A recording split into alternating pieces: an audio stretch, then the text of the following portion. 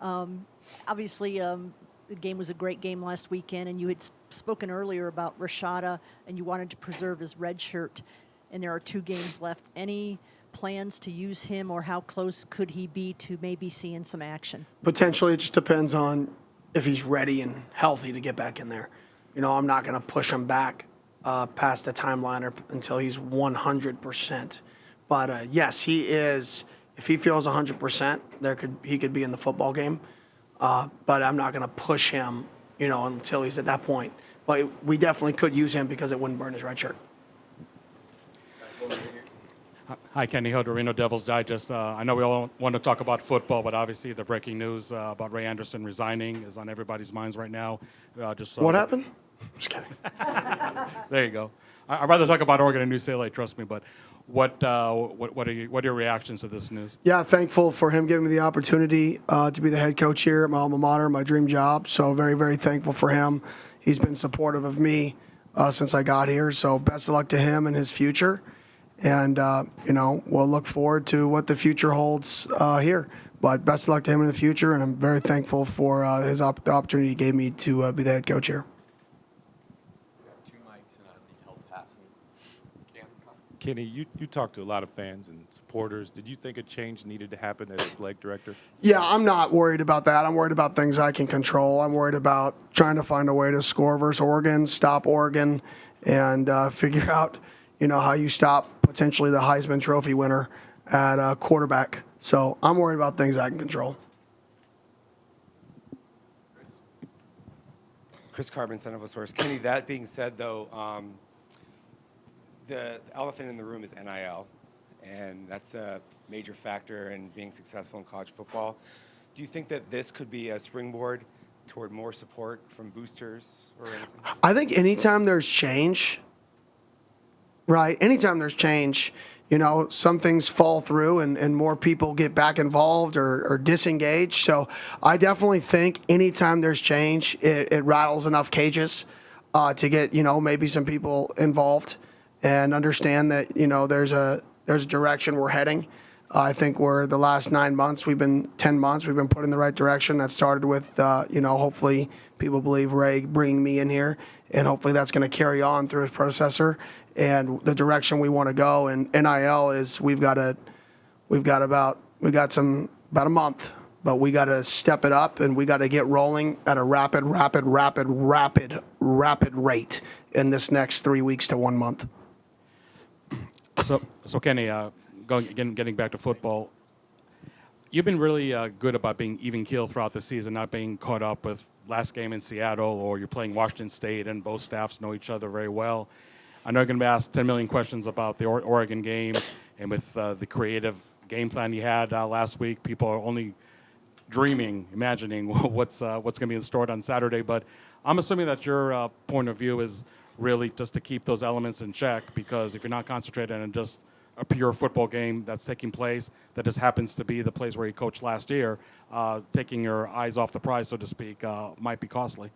Yeah, I'm focused on our players, putting together the best plan for them to go versus Oregon's football team.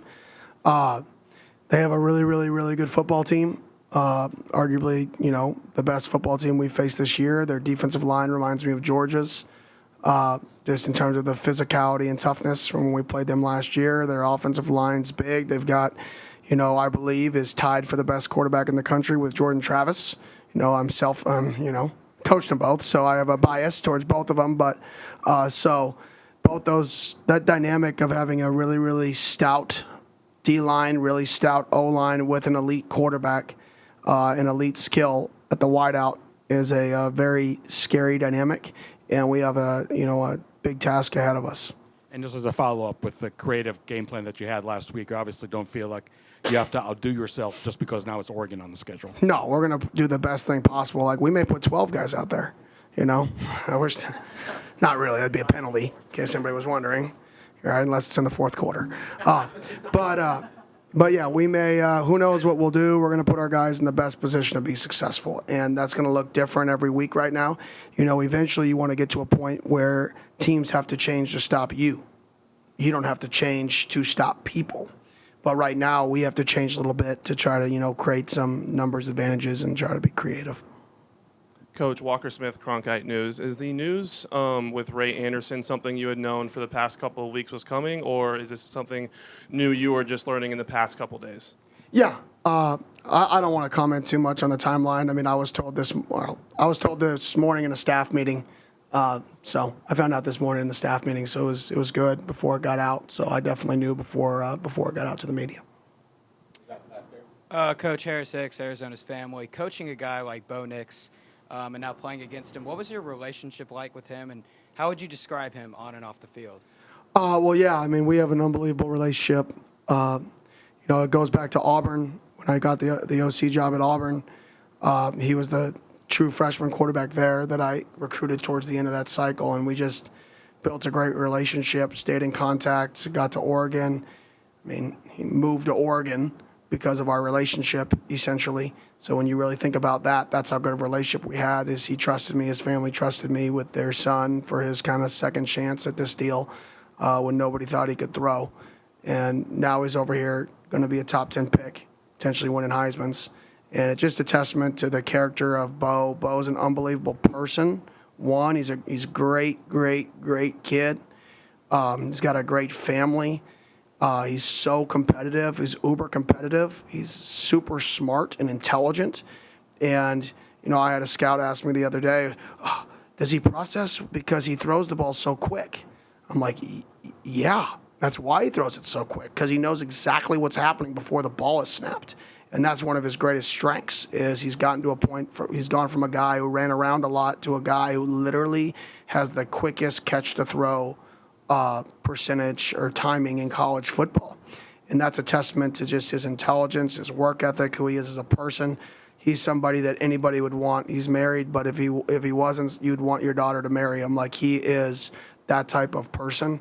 And, I have nothing but positive things to say about him. Coach, you said you obviously have a huge connection with Bo Nix, but also you have a connection with Dan Lanning. What is it about his game plan that makes his offense just so unstoppable? Yeah, well, hopefully they're not unstoppable on Saturday. But, they've been the best. They're probably the best Oregon offense since the Chip Kelly era, since the Mariota era. This is the best Oregon's been on offense, in a long time. And that's including me there last year. They're better than we were last year. And that's just me being completely honest.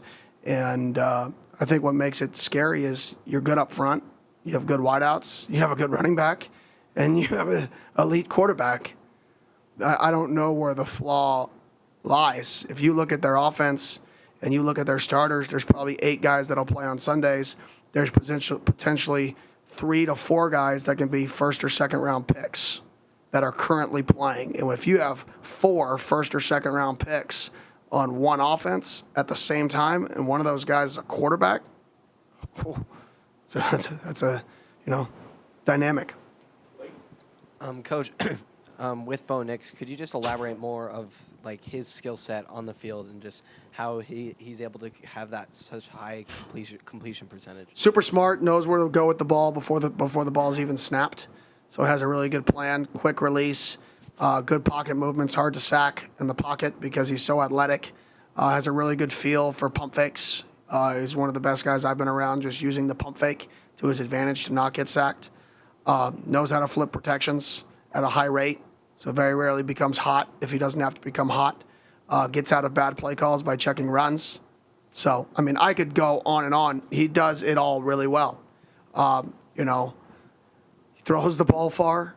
There was a time last year he didn't think he had a strong enough arm. He was over there throwing it 65 yards, so he started playing catch from his knees in pre-practice. I'm like, what are you doing? Your arm's plenty strong enough. But that's just the mentality he has, is he always wants to get better, and then he's an elite leader. So you combine all of those skill sets, he is really good. Yeah, Kenny, after the dust settled following that win, were there anything said that night or in subsequent days, last couple of days, that were positive that you took from players in terms of buy-in or commitment or validation? I just think just the locker room after the game, you can feel it, just who's celebrating with who. That's always who I look at is it one friend group celebrating with each other? Is it one position group celebrating with each other? Or is everybody kind of commingling? And in the best teams I've been a part of, it was commingling. And I could see the commingling of different position groups, different friends. I know which pods of people are friends with each other. When those pods are kind of crossing over to celebrate, that's really what you're looking for, and I could feel that. I've always felt our team believed in what we're doing. Even though I'm a little crazy, they know it. Goofy, they know it. But I do believe they believe in the process and the where we're going and what we're going to be. And I think this was a little bit of a validation, but I like I told them all along, the validation is not on Saturday. The validation is in you see yourself getting better, you see our team getting better, you see our team growing together throughout the week.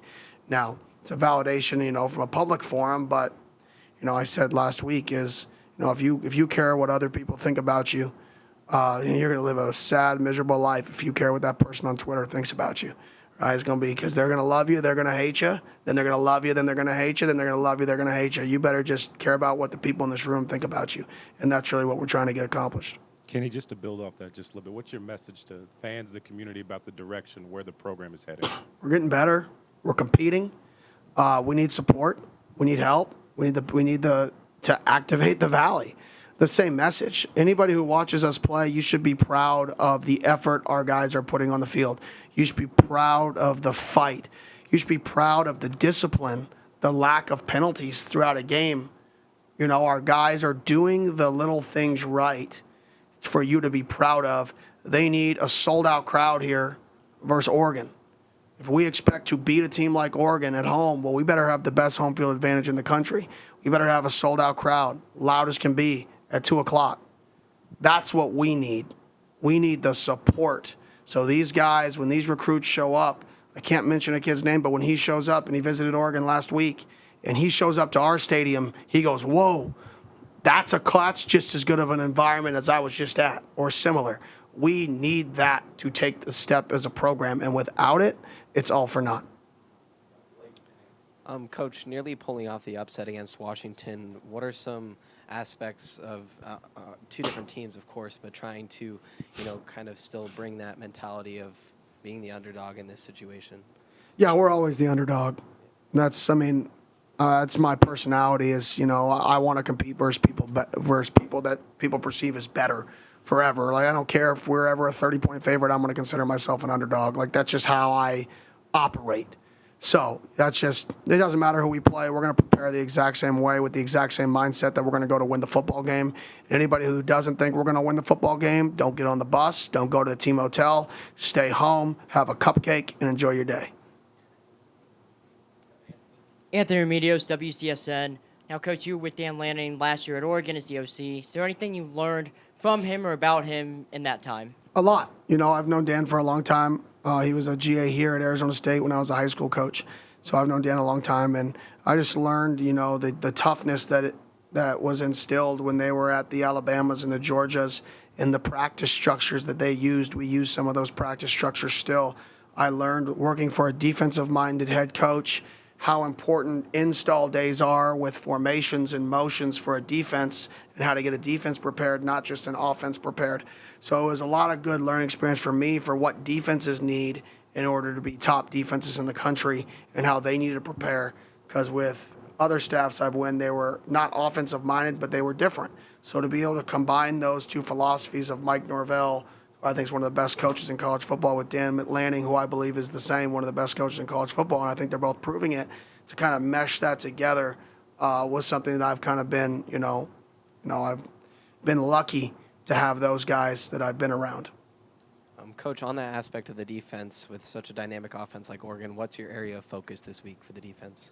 For the defense, take away what we believe they're best at. What that is, I'm not going to tell you. Coach, using a formation like the swinging gate formation, where did you learn that, and what made you want to use it against UCLA? Well, we've done unique things like that this year already. We ran the quarterback sneak from nobody out there, which is a form of swinging gate. Last year I did some of that. But to truly create a sound scheme around it was just the matchups that, we had.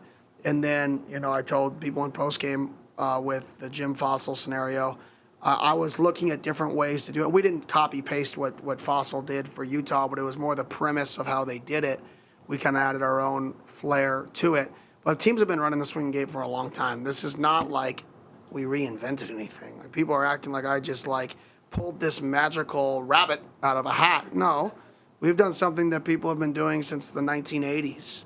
Now, did we run it more than some people have done it? Yes, because it was working and it was sound. But this is not like anything special, in my opinion, just maybe weird and not normal. But, you know, if you just can't be scared of what's working. Kind of lost in the mix is the fact that you actually sat down with Marv Lewis and looked at this film. Can you just talk about Marv's influence on how much he helped you, especially as a first-year head coach with all his experience? Yeah, I just always bounce ideas off him. Like, where do you think our team is? How do you think practice is going? Are we practicing hard enough? Are we practicing too much? How do I handle this situation? How do I handle that situation? So he's just been a really good sounding board for me in terms of stuff like that. And then he always presents like a little write-up for the offensive staff and the defensive staff on basically his summary of the opponent in terms of their strengths, their weaknesses, where he thinks you should attack. You know, not really scheme related. It's just more, you know, what he sees from the people. So it's been really beneficial to have him.